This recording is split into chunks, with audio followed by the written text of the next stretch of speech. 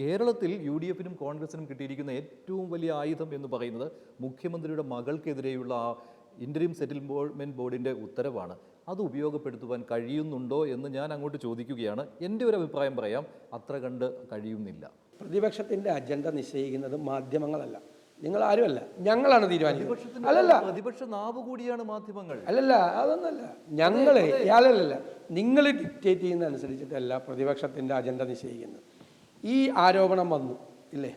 ഈ ആരോപണം ഒരു മലയാള ദിനപത്രത്തിൽ മലയാള മനോരമയിലാണ് വന്നത്, രാവിലെ അല്ലേ? രാവിലെയാണ് വന്നത്. അന്ന് നിയമസഭ നടന്നുകൊണ്ടിരിക്കുന്ന സമയത്ത് പത്രസമ്മേളനം നടത്തി ഈ ആരോപണത്തെക്കുറിച്ച് അന്വേഷിക്കണം എന്ന് ആദ്യം ആവശ്യപ്പെടുന്നത് ഞാനാണ്. പിന്നെ അസംബ്ലി കൂടിയ അന്ന് അസംബ്ലി അവസാനിക്കുകയാണ്. അസംബ്ലി കൂടിയ ആദ്യത്തെ ദിവസങ്ങളിൽ തന്നെ 2 ദിവസങ്ങളിൽ തന്നെ ഇത് അഴിമതി ആരോപണമായി ഞങ്ങൾ നിയമസഭയിൽ ഉന്നയിക്കുകയാണ്. നിയമസഭയ്ക്ക് പുറത്ത് കേരളം മുഴുവൻ ഞങ്ങളുടെ നേതാക്കൾ, എല്ലാ നേതാക്കളും ഈ വിഷയം ആവർത്തിച്ച് പറയുകയും ചെയ്തതാണ്. ഞങ്ങൾ നടത്തിയ വിചാരണ സദസ്സിലെ പ്രധാനപ്പെട്ട അജണ്ട ഈ മാസപ്പടി വിവാദമായിരുന്നു. പുതുപ്പള്ളി തെരഞ്ഞെടുപ്പ് നടന്ന സമയത്ത് താങ്കളുടെ ഒരു ഇൻ്റർവ്യൂ എനിക്ക് ഓർമ്മയുണ്ട്.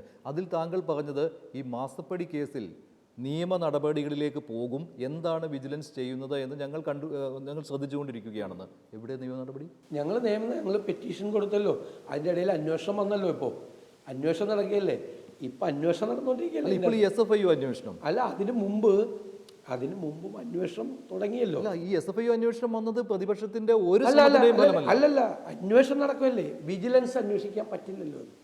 ഇത് വിജിലൻസ് അന്വേഷിക്കേണ്ട കേസ് അല്ലല്ലോ. നിയമ നടപടികളിലേക്ക് പ്രതിപക്ഷം പോകാതിരുന്നത് ഇന്ററിം സെറ്റിൽമെന്റിന്റെ ഉത്തരവിൽ പ്രതിപക്ഷത്തെ നേതാക്കളുടെയും പേരുകൾ ഉള്ളത് കൊണ്ടായിരുന്നു. RC, OC, കുഞ്ഞാലിക്കുട്ടി, ഇബ്രാഹിം കുഞ്ഞ്, ഈ പേരുകൾ ഉള്ളത് കൊണ്ടായിരുന്നു. അതൊക്കെ ഞങ്ങൾ വളരെ വിശദമാക്കിയിട്ടാണല്ലോ. അവരെല്ലാം അവരുടെ അഭിപ്രായം പറയുന്നുണ്ട്, ഞങ്ങൾ അവരുടെ അഭിപ്രായം പറയുന്നുണ്ട്. കോടതിയിൽ ആ മാറ്റർ ഉണ്ട്. സർവീസ് കൊടുക്കാതെ പണം, അത് മണി ലോണ്ടറിങ് ആണ്, കള്ളപ്പണം വെളുപ്പിക്കാൻ വേണ്ടിയുള്ള സമയം. മണി ലോണ്ടറിങ് അന്വേഷിക്കേണ്ട ഏജൻസി എൻഫോഴ്സ്മെൻറ്റ് ഡയറക്ടറേറ്റാണ്. ഞങ്ങളുടെ കേസ് എന്താ? ഞങ്ങളുടെ കേസ് കേന്ദ്ര ഏജൻസികൾ ഒരു അന്വേഷണവും മുമ്പോട്ട് കൊണ്ടുപോകുന്നില്ല കേരളത്തിലെ ഗവൺമെൻറ്റിനെതിരായിട്ട്. കാരണം എന്താ? അത് അങ്ങനെ മുമ്പോട്ട് കൊണ്ടുപോയാൽ അതിൻ്റെ ബെനഫിഷ്യറി, അതിൻ്റെ ലാഭം കേരളത്തിലെ കോൺഗ്രസിനും UDF-നും ആയിരിക്കും എന്ന് BJP തിരിച്ചറിയുന്നു. BJP കോൺഗ്രസ് മുക്ത ഭാരതത്തിന് വേണ്ടിയിട്ടാണ് നിൽക്കുന്നത്. BJP നേതാക്കളടക്കം ഏറ്റവും വലിയ ആയുധമാണ് ഈ മാസപ്പടി കേസ്.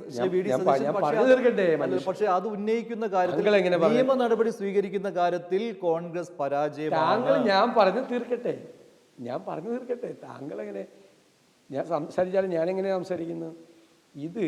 ഈ വിഷയം അതുകൊണ്ട് അവരാണ് അന്വേഷിക്കേണ്ടത്. കേരളത്തിൽ വരുമ്പോൾ കേന്ദ്ര ഏജൻസികൾ അന്വേഷിക്കുന്നില്ല.